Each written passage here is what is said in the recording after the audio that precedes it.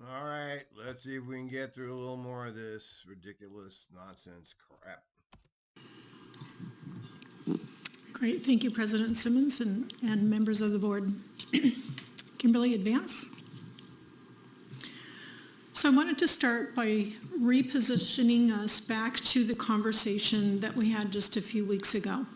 And that is to start with looking at what our resources are and our other funding. We have updated it just slightly. We wanted to show and be real clear on what our percentages are with, thank you, with no fare increases at this time, the STIF fund being fully devoted to operating, and no additional federal stimulus funds. So as you look at the categories up here, I modified that middle column just a little bit to help everyone understand that when we look at local contributions, it's a combination of either our employer payroll tax or a local sales tax. Wait, let's look at this for a minute. Stop it. I want to see. Okay, this is wrong. Okay, this is wrong. 15.5% has not been how TriMet is recovering at the fare box. It hasn't been for years. All right, it's been years. So, right off the bat, you have a lie right in front of your face. 2000, it's like almost 10 years ago that they were making that, and it's nowhere near it now. You'll see that the entities that we are comparing ourselves to, they don't have both. They have one or the other. So if you want a sales tax, then you're going to give up on the employer payroll tax and vice versa. Our fares, we're running at 15.5% of our total revenues. Our other... No, they weren't. Stop lying. Operating revenue, those are things like advertising on our buses and lift contracts that we have. And close to the employer payroll taxes is our largest source of resources into the organization at almost 40%. We have some other operating. What do you mean only 40%? Only 40%? That doesn't even... So according to this, the federal government is paying for operating revenue, which I thought they did not pay for operating revenue. Grants that we receive from the local, and then when you look at our state funding, those STIF dollars are included in that column. And then all of the transportation agencies receive that federal funding in the form of formula dollars, and TriMet is at 35.6%. Advance. After our last presentation, Director Way asked the question of, do we know what our transportation and maintenance costs are? In other words, our operating costs. So when we look at our fare box recovery ratio, it's a simple formula. It's passenger fares divided by our operating costs. And our operating costs are made up of all of our transportation and maintenance costs. In our fiscal 2022 audited financial statements, you can see the transportation and maintenance. All right, well, I don't think they're making it up, so okay. So whatever, 14%, still tiny. It's tiny. Maintenance costs total together over $406 million. Our passenger revenue was $53.9 million, giving you the 13.3% fare box recovery ratio that we had presented to you at our last. Where's the goddamn federal government in here? They sent you like, what was it, $260 million? I don't see it here. Where's the federal money? Meeting. Advance. It's important as we consider a fare increase that we understand some of our base assumptions. This is going to be true no matter what the answer is or what direction we go. So when we talk about a balanced budget that Linda mentioned earlier, we have that responsibility to ensure that we do have a balanced budget, and those elements that go into ensuring that balanced budget includes the 2.5 months operating reserves is maintained. We build in a 3% contingency, and we build our forecast with no expectation that 3% contingency will be used. That's not always the case, but that's the way we build our forecast. We have a modest increase of wages for both union and non-union at 3%.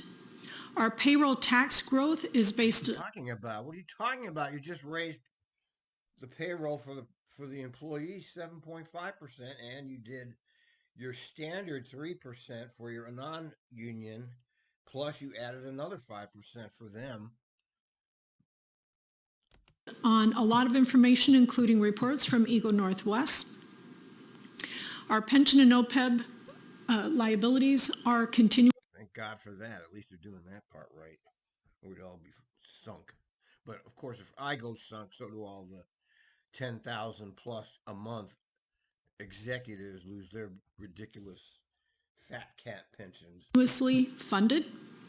We will maintain the 7.5% senior lien debt limit. That will allow us to go out approximately every 2 to 4 years, depending on the market and depending on the interest rates. Yeah, that's a scam. That's the international banking cartel stealing your taxpayer dollars. Shouldn't be allowed, but here we are. And then $50 million in general fund funding per year for investment and capital projects. And I just want to emphasize that's our general fund commitment. Keep in mind, we do have bond proceeds. We receive federal funding. We might receive funding from some of our local partners for those capital. Capital projects is double the size of operations. And you'll hear all the apologists, they all come out of the woodwork, saying how this is all necessary, that they can't see the forest through the trees. Projects, but the emphasis here and the key point is we're talking about general fund dollars. Okay? And then no additional federal stimulus funding. So as we talked today, just keep in mind these base assumptions because these do not change. Advance. As we look at the financial impacts of a fair increase, there's a lot of information on this slide here, so I'm just going to take my time to go through it. First of all, you'll see on the left-hand side is what the adult fare increase could be. Our current status, of course, is $2.50 for 2.5 hours or $5 all day.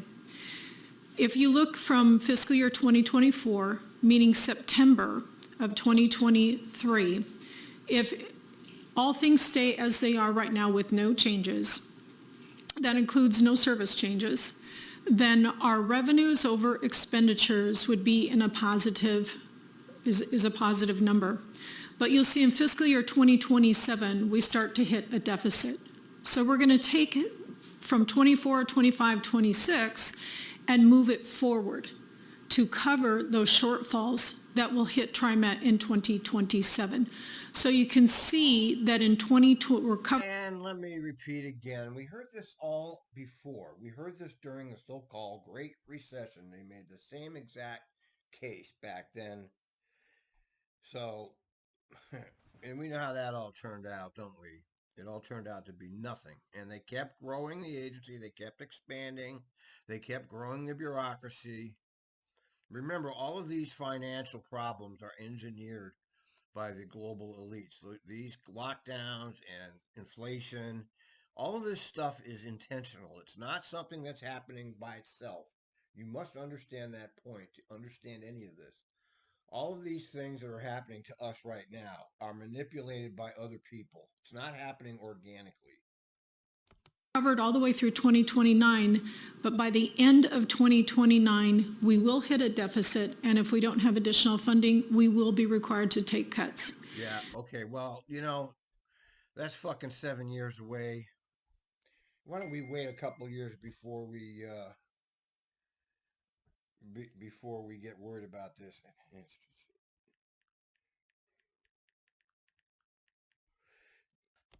Staying right where we're at within 10 years, we will be short, have a shortfall of over $307 million. If we were to increase the fares by the adult fare by 20 cents, then that means that deficit, while it still hits in 2027, we have a... I don't know how they come up with this. This doesn't make sense. She just says it. If we don't do this, we're going to have a shortfall of $300 million. But does she lay that out for how that actually Not really. Additional funds coming in the door from the passenger revenues that will carry us out so we won't experience that shortfall until calendar year December 2031. Okay, so we'll get partway through fiscal year 2032. Overall, for 10 years, that's going to reduce our deficit from 107.4 million down to 113.2 million. So says you. I'm sorry, 307 million. Oh, no, go back, please.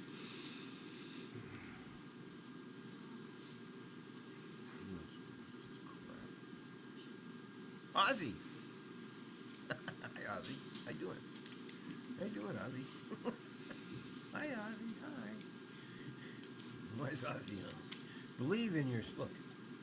Powerful words. Believe in yourself. Stay strong. Never give up. Be grateful. Work hard. That's Ozzy right there. He's got a bike up there. Yeah, he's wondering why am I on the screen? Oh yeah. That's funny. Ozzy. Great, thank you. I watch this stuff just for that kind of thing. If we were to increase the fares by 30 cents for the adult fare, that would extend the timeline for experiencing that deficit out to fiscal year 2033. In the 10-year period, we would have a shortfall of 16 million. If we were to increase, Which is like one capital project, you know. They just spent 160 million on the Powell Garage, 220 million on the Better Red, 160 million on the goddamn the Powell, the division project, which all the buses are now off the road. How much did they spend on that new garage that they don't need? How many more managers and supervisors, directors did they hire? increase the adult fare by 40 cents, then you can see that it takes us out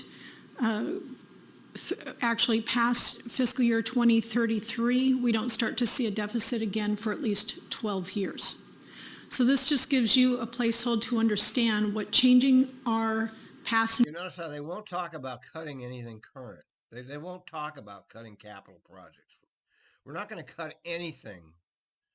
We're gonna just say everything will stay the same, and all of these deficits must be covered by higher fares. We have no plans to cut anything else. And that, my friend, is the problem with us and our beloved government, who is doing everything it can to kill us slowly. Passenger fares by that 20 cents, 30 cents, 40 cents would do to our financial forecast. Director Simmons? Could you have questions right now? Sure, go ahead. Does anyone have a question? Director Bauman? What? Thank you. I wanted to ask about the assumptions for this slide. Did you say you assume no ridership changes? That's just on the current line. Other than what we had previously talked about, so we presented to you earlier, Tom Mills did, that we were anticipating a 30% change in our service, 20% is restoration, and 10% was growth in a 5-year period of time. But beyond that, there's no additional significant changes in the service projection at this time. Beyond 5 years? Yeah, just for the 5 years. That's our 5-year forecast. Okay, thank you. And the federal money that has come in as a result of COVID and has filled the gap, you assume that What gap? ends? They had 300 short drivers. Okay, they got the money. They did not preserve the service. What did they do with the money? Where is it? That money was to preserve the service. They didn't do it, folks. They cut their service. When? Yes, so we will have spent down the federal stimulus funds by fiscal year 2025, just shortly into. See what? See, okay, look. They're holding it. I was discussing this with Jason. And you know, Jason, you try to discuss anything with him, you're out of your mind. But yeah, they have this giant balance in the bank there that they're just sitting on. That Dessous can do whatever he wants with. And he does. And, We're shortly. and you assume no additional funds Correct. of that nature? No What was the additional. figure? I think it was 800 million. It was 800 million was sitting there. This is what we came up with after I discussed this with Jason. There's $800 million sitting in their fund. Additional federal stimulus funding coming in. Okay, thank you. I have a question, and then I'll look, and then Director Way. This assumes that there would only be one increase for the next 10 years, right? No, this is a 20-cent increase every other year, Okay, or a 30-cent increase every other year, Okay. or 40-cent increase every other. that's helpful to know, yes. Because today, we're only talking about You're only one. talking about one. Right, Correct. okay. Yeah. Director Way. Thank you. Excuse me. I do want to follow up on Director Simmons' point, Director Bauman's point about the ridership assumption. So this is assuming that ridership will not increase, that it will stay the same? So again, we've got our 5-year plan in there, which is a restoration of 20% and then expansion of 10%. And then after that, we just have no significant increases in ridership, but just our general, year over year slight increase. But in the next 5 years, we're looking for a significant increase in ridership. Okay, and I'm sure, and that's based off of analysis. What are we basing that off of, the 5-year increase in ridership? It was part of the study that we have that's going on now, the CSA and Jarrett Walker's conversations with us. Okay, thank you. And then just What, on this Sam actually had an answer to something? I can't believe it. slide, I do appreciate this. So is it fair to say that, even when we do increase fares by the 20, 30, 40 cent scenario, we will still have a deficit? Correct. For our agency? Okay. Thanks. The only one we wouldn't have a deficit would be 40 cents every other year. Is that correct? At least until 12 years. For 12 years, we wouldn't Yes. have a deficit. Okay. And if we didn't have the federal COVID stimulus funds, and if we didn't have vacant positions that we could repurpose those dollars temporarily until the positions were funded, we would be in a lot worse situation than we are right now. Yes, we would have. So those federal stimulus funds allowed us to provide more service than we would have been able to otherwise. Now, we took a drop in service, okay, and part of that just due to the lack of operators. But our ridership decreased significantly more. That stimulus funding allowed us to pay for that gap in there so that we could continue to provide service. Yeah, I don't really believe them. I'm sorry. I don't believe what they're saying. On all of our lines, regardless of the ridership levels. Because normally if that ridership gets down too low, we sit back and we have to consider whether or not we should stop that line or reduce the service on the line. It allowed us to continue with that service. It allowed us to keep our operators and not have to lay anyone off. Okay. Nobody laid off anybody in any transit district anywhere. Everybody quit, okay? Thank you. Are there any other questions on this slide? Ozzy has a question. Ozzy, the floor is yours. Thank you very much, President Simmons. I have a rather naive question, but I think it serves us all well just to be able to hear out loud what the response to this is. Nancy, what is the issue with operating in a deficit? I feel like we live in a country that's at a deficit, and it's been so for many years. What happened to our agency? That's a good point, but I think only the federal government is allowed to do that. This is something that this is part of our society. They've created it so the federal government can just print out money. Yeah, we live in this totally bankrupt society, but nobody knows it because we're all psyop. If we begin to operate in a deficit, So there'll be a number of things that shut down because we have to have the resources, we have to have the dollars to pay payroll, to pay our operators, to pay all staff. We have to have funds to be able to maintain our system, to keep our system safe and secure. All of that requires funding. We cannot operate in a deficit. We have to be able to have the money to pay our bills. So it will require The only thing they do is take out these bonds. You see, she says they can't operate in a deficit, but they do actually do because they owe all this money to the banks. Okay, so they can't operate in a deficit. Only the federal government can do that. But they actually do operate in a deficit because they have millions and millions of dollars. That's what that AAA bond rating is about. They owe millions and millions of dollars to the bondholders. But strategically, they're not supposed to operate in the red. I know that only the federal government can do that. a reduction in service, a reduction in staffing, pulling back on everything that we're providing throughout the TriMet footprint if we do not solve our funding deficit. And we can't wait until the deficit hits us. We need to be proactive here and get things in place and moving so that when that deficit comes, we are prepared for it. This is part of the reason why we pulled back. Each division, each executive director pulled back in their spending, reevaluated all of those, is travel necessary? What training is necessary? Yeah. Can we get it local? What can we do to pull back on our funding? Because we are trying to I've seen no cuts in anything except service. And if there are, they haven't advertised it. do our part too to increase our fund balance. That was a planned response to the upcoming deficit, so we can move those funds out into the later years to cover the upcoming deficit. But there does come a point where it runs out. Just like the stimulus funding is running out, there is no more stimulus funding. We can keep cutting back, but then you get to a point where it's like, okay, we're not going to expand at all. We will have to. How about you don't expand at all? How about you just concentrate on what you got? How about you just stop this insanity that's been going on for the last 20 years?